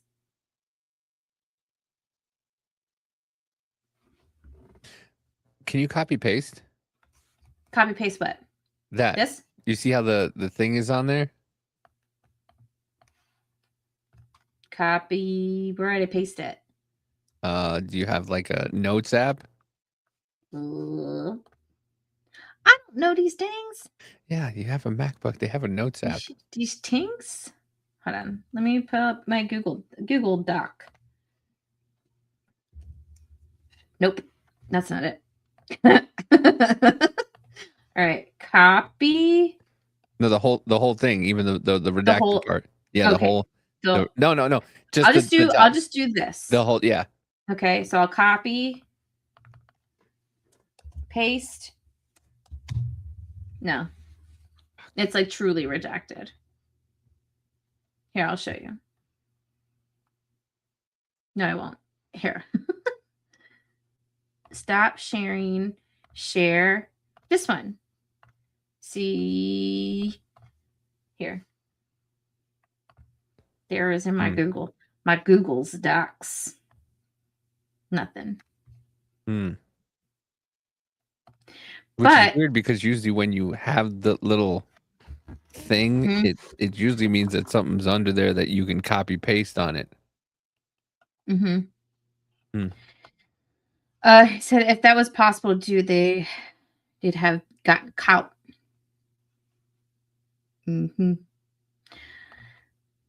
Jonas says this Epstein rabbit hole is larger and deep as all the rabbit holes on all the rabbit farms in the world. Yeah, it does. It goes, but that's the point. Like he was in a lot of shit Yes. with a lot of famous people. Like you got a fucking uh a member of the royal family. Hmm. You have part of the royal family in this. Like this rabbit hole goes fucking far and deep and wide. Yeah. I mean, you have a lot of prominent fucking people. I just don't understand why they don't release it. Like, I don't fucking get it. Like, just Didn't like, Pam and I know, Pondy said if we released everything, like basically the whole world would burn? I mean, Like, at this point, is it worth it? Is it worth the whole world's burning as it is? mhm, You know, the whole world is on fire. Why yeah, not just fucking fuck it? At this point, light this bitch, because you're just going to you're just getting infighting within people. yeah, At this point, it's definitely worth. Yeah, it's insane how they're just like, and once again, you're making conspiracy theorists. yeah, You're making conspiracy theorists. You're doing this on purpose, and people are just like, just fucking, who cares? Like, once again, the same thing with the banks. Oh, the bank's too big to fail. And what? right. But we kind of have to go back to the gold standard, and we're gonna have to fucking pay. Yeah, it's gonna suck. It's gonna be a while, but especially with shit like this, if prominent people who are making our laws, if they're involved with this, get them the fuck out. Yeah, Especially that. If you're involved with making laws about people or making laws that govern what we do on a daily basis, or how we live our lives, no, I don't want you. If you're in this or you have something to do with this, I don't fucking want you in it. Get out. I got a weird feeling. About? I don't know. I'm just looking this up. So I asked, besides the JE vacation email address, is there any other email address associated with Jeffrey Epstein? So, HRC@jeffe.com. what? HRC@jeffebb.com. That's funny. Well, there's the Can't see JEE it. project at Yahoo. Oh, shoot. Sorry. There's this one, the JEE project at Yahoo. That was the one that I told you that I found all the dating websites go to. Yeah. If you look up JEE project. So, oh shit. Okay. So, Jesus.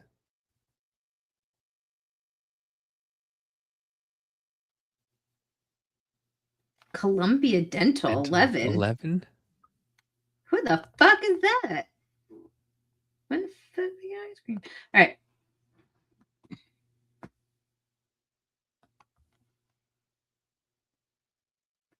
So then here's my question. Sorry.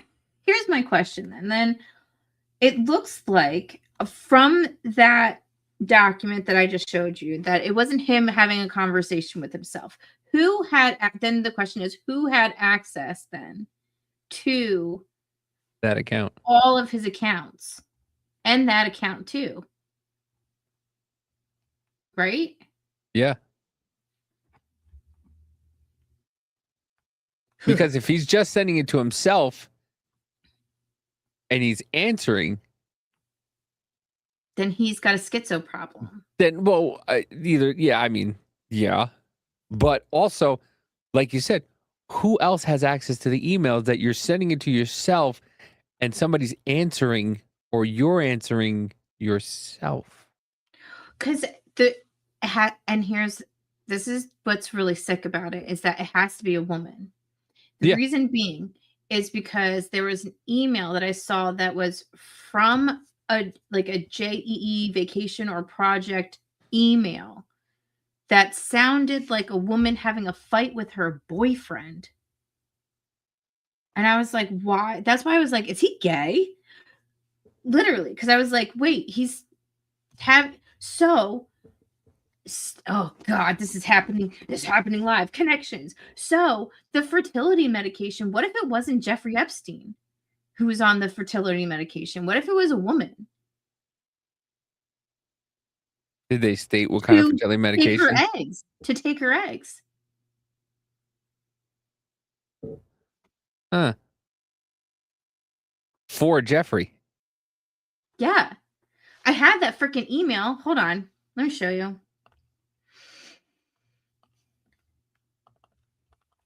When I tell you, like, shit runs deep, yo. Yeah. I haven't had anybody talk about this. And it's just coming all out right now. Imagine this. All the foreign countries connected to Jeffrey Epstein have their own files on Epstein's doings in their countries, not including here. Oh. I feel sick looking at this right now. What makes you sick? Because everybody's fucking involved.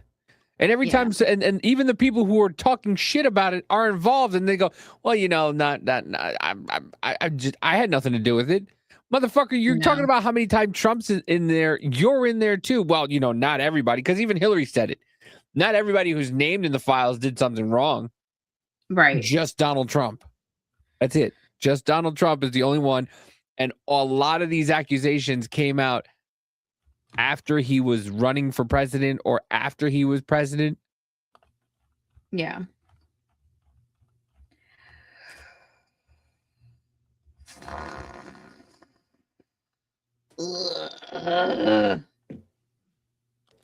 This is okay. Let me do. Oh my God. All right, let me pull this up. All right. I have to get through this and then we'll be done, I promise. Mm-hmm. Okay. But this is like, all right. So Leslie to Peter, what's his name? Peter Attia. Attia. Okay. All right. So this is Peter and Mary. Okay. They had stayed at one of Epstein's homes in New York, and they're having a conversation. And then all of a sudden, can we speak? Okay. So Epstein writes, "Can we speak?" They say, yada, yada. He says he's going to be in Paris. Hold on. They're just having a conversation back and forth. Oh, this is, yeah. Okay. So, okay. So, they're asking him, "Oh, did you get an apartment yet? Or do you need to stay at the place the next time that you're on your trip?" And he says, "Thank you so much. I finally got there the last day of the trip, but I'm spoiled after staying in your great place. Mine is kind of a dump. But it'll be good for you." So it goes, "What did my results say to you? I stopped the clomoid. The water retention and fat around the waist made it as if I was pregnant and stupid." And then I was like, what the fuck is that? That's how I looked into what this is. And it's a fertility medication. Clomid or clonopine citrate is a medication used to treat infertility in women who do not ovulate regularly. It works by stimulating the ovaries to produce eggs, therefore increasing their chances of pregnancy. So whoever had access to JEE vacations. Here's the thing, and this is why I don't think it's Epstein. See the commas? Yeah. There's only one. Oh my God, you get just gonna see just how crazy I am. Hold on. Let me see if I can find it. I have to find an example of where he actually writes back because oh, whoops, I took it down the wrong one. All right, let me see. By the way, Clomid functions as a selective estrogen receptor module, SERM. It binds to estrogen receptors in the brain, tricking the body into thinking estrogen levels are low. This prompts the release of hormones that stimulates the ovaries to develop the release eggs. That's not Jeffrey Epstein in that email. Okay. So you saw how the commas in that was just one comma, right? Well, it was kind of two at the end. There was one at the end too. Well, no. Like, all right. Look at this. How the fuck? Oh, here. You see right here. In all of Epstein's emails that he writes, I mean, there's a comma, there's always two. Huh. Well, most of the like almost all the time there's two. So there being two instances where there's commas and there's only one is weird because there's always two when he's writing people. And it's something that I was like, oh, that has to be him writing because there's always two. It's just something that I just noticed. Hmm. Hold on. Let's see. Nope. Hold on. Let me see if I have another document that I can pull up to just show you what I'm talking about.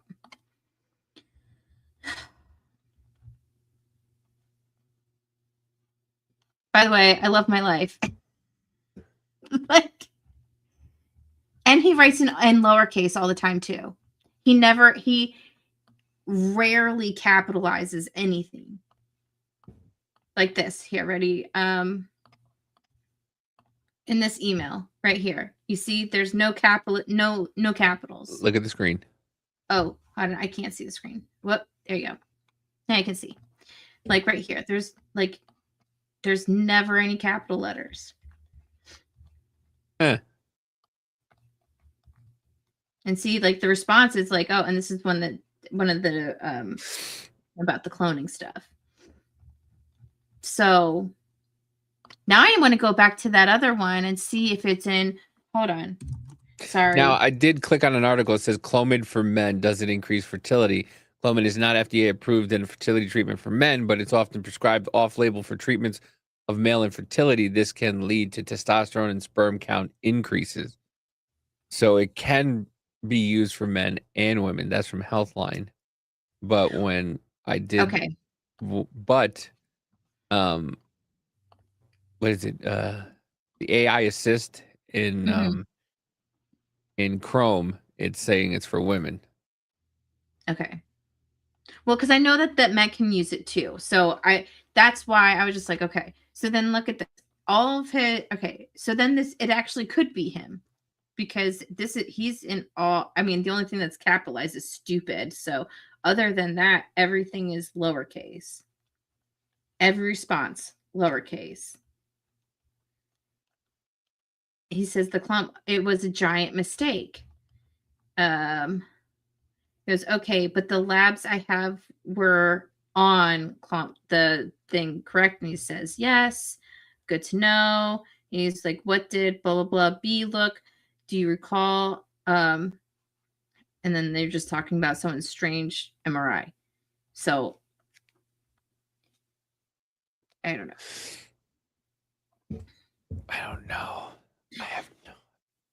I found it and I was like, why is he on fertility medication? But I think you're on something about them, that somebody else had access to those emails and he was talking to them through the emails.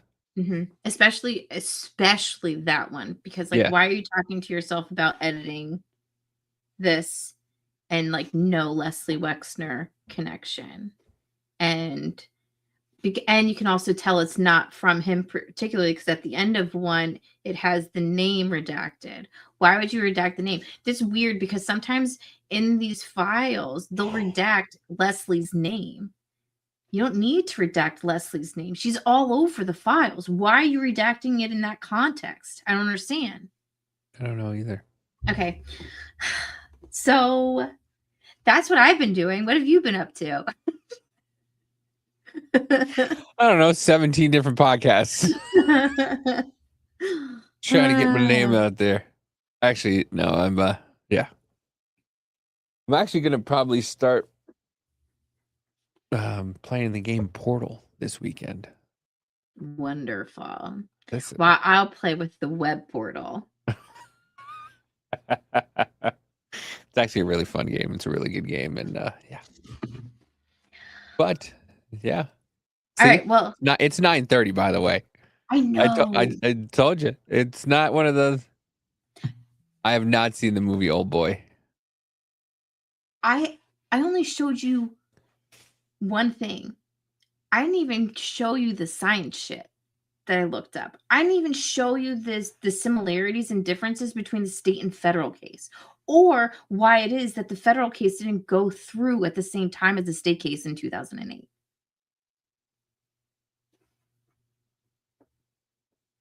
And this isn't even the horrible stuff. This isn't even a ball itch. This is like not even scratching the surface. No. We're dermal here. Dude, by the time they get through this, fucking Baron's gonna be a grandfather. I wanted to I don't know. I might have to do something this weekend. Because I want to go through Finn has a good point.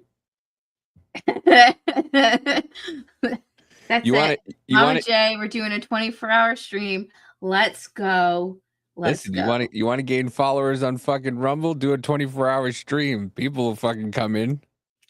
There is no way I can do a 24-hour stream. Absolutely not. Tell you. Hours? I could do hours, but I mean, I need someone to talk to. I can't just talk to myself. But I know I'm not talking to myself. I don't know. We could do it early on a Sunday. Or a Saturday. A 24-hour stream? Not a 24-hour stream, just a long stream. Just a long stream. Oh yeah. Absolutely. Do a nice 8-hour stream. But I haven't even myself in researching this stuff, people are coming up with the stuff from Zorro Ranch and the baby stuff, and I'm I haven't even gotten there. I got an idea. I know what you can do. What can I do?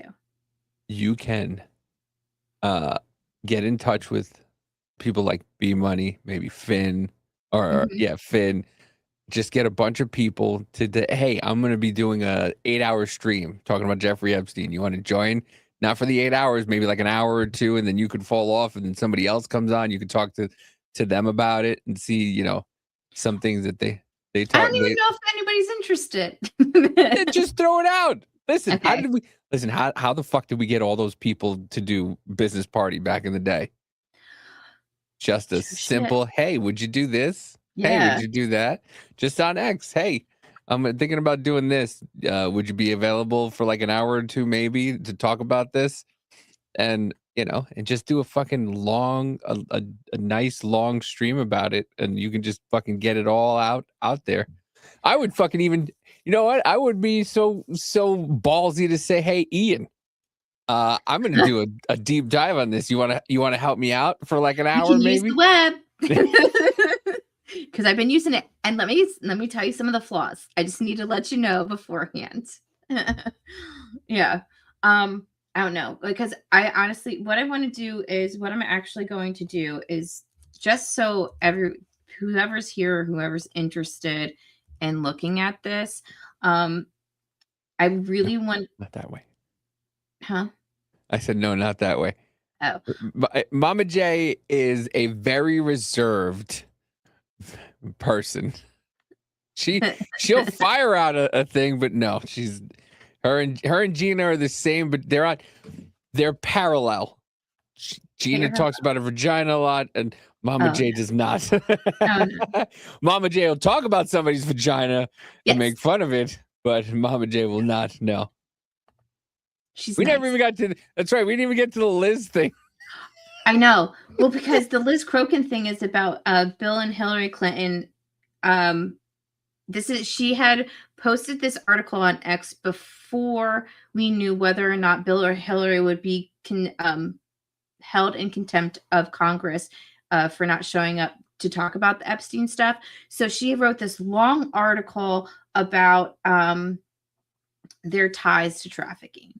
And I thought it was really interesting. There's a lot of stuff that I actually didn't know about. But it also puts back in everyone's memory when we were talking about Pizzagate in the beginning, back in 2019, 18, 19 and stuff.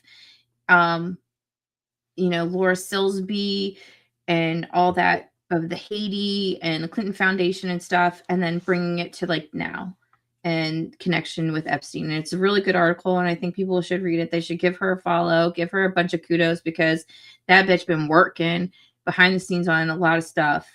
Is that the lady who lost 2 fingers? Liz Crokin? I don't think so.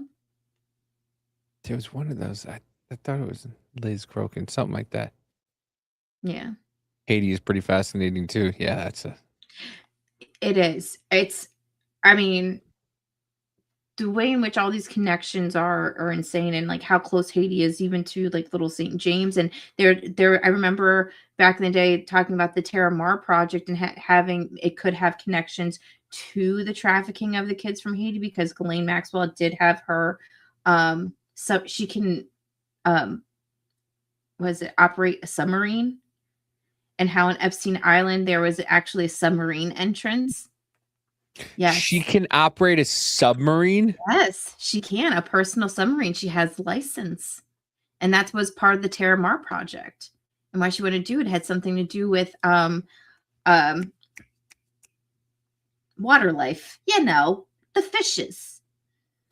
Aquamarine life, or yeah, whatever. Finn says, I bet Haiti is where all the discount jerky came from. Jesus Christ. Oh, no. Does Finboy does he know about Singularity Sushi? I don't know. But it's 9:30 already. I know. We got to go. Okay. That's a whole nother hour. That's a whole other thing. Yeah. Listen, it's been so great getting back to looking up shit. Really. Doing research is fun. Doing research is so much fun. And I love being able to talk to people about it, because sometimes, dang. All right. So I have to go. Oh, what? Don't do that. No, because that leads to another half hour. No, Every time you say the word "oh," let me put, what business party podcast was it?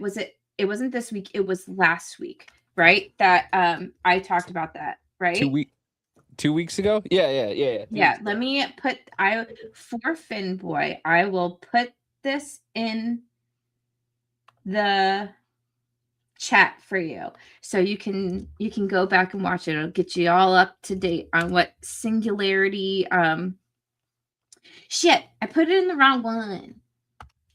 What Singularity Sushi is. What the fuck? Where am I? In the woods. Yeah. I'm all over the fucking place. I'm tired too. Ooh. All right. Anyway, so yeah, go and look at that. I put it in YouTube. For some reason, I don't know why my thing isn't connected to the Rumble. There it is. All right. There you go, girl. All right. Yeah. So anyway, there's a lot. It's a lot. We'll talk about doing a long show sometime. But other than that, where can they find you, Davy? You can just go to simpledavy.com for all your simple needs. Yeah, it's basically so far coming up to the end of February. Daniel better get his ass in fucking gear, because he said he would have it finished by end of February, beginning of March. Because got some merch we got to put out there. Got some good shit. Daniel's done some good job with it, but it's not fully ready. But yeah, it's all right. It'll get done. And you can find me at Suburban Momma, the number 1 on X, as well as you can find us at Reality Spills at reality_spills on X. Find us there. And I'm gonna let us out with your intro song. Well, do you have the right one? No, what I did is I recorded it on OBS, and then I put it in my own program, and then I cut it short, and then I uploaded it to StreamYard. That's all I got. Okay. Well, yeah, you're more than welcome to. I love that song. Okay. Don't forget to raid, by the way. I raid don't- and then How do I do that? so you hit backslash on your comment section, you go /raid and Okay. then go to /raid. you see a little prompt that came up at top? No, No, on the I don't. no where you see where it says your message here and then you put / and then it should something should come up on the top. Oh, for some reason it's not. I don't know why my comments aren't. It's for some reason it's saying that I can't No, in What? the actual comment section on Rumble. You have to go to Rumble itself. I'll learn you. I'll learn you. So I had to be walked through. You hit back. Look now. Look at it. There's a thing a bunch of prompts come up /. It says /raid live stream URL. Send your viewers to another stream. Yeah. Click that one. Yeah. And then and then a commercial popped up. maybe I pressed it. No, you don't press it yet. You have to pick who you want to raid. Oh, I don't know how to do that. So you hit /. I'll give you Sean and Gina's because that's where I'm going to raid to. Okay, how do I do it? Oh, all right. Here, private chat, /raid and then space. Okay. Now click on the private chat. Okay. Now you see the URL for Sean and Gina's show where it says the HTTP. Yeah. Okay. Copy and paste that, copy and paste that. Make sure there's a space between the D and where you paste it, and then okay. Now that's what she said. Now okay. Put a space in the D. Now, once you hit the send button, the little thing at the bottom, it's going to ask you to confirm the raid. You're going to hit the confirm the raid, and as soon as you hit the confirm, it will start to send everybody there. So if you want to wait, hit the ending, and then hit the raid, then that's what you do. Okay. Bye, everyone. Have a good night. Later. Bye. Bye. I'm in trouble now, hornet on guard. Muffin the muffins are right my side. Blueberry sweet dripping pure delight. Passion raging, but she wants a shot. I keep pushing keys, ready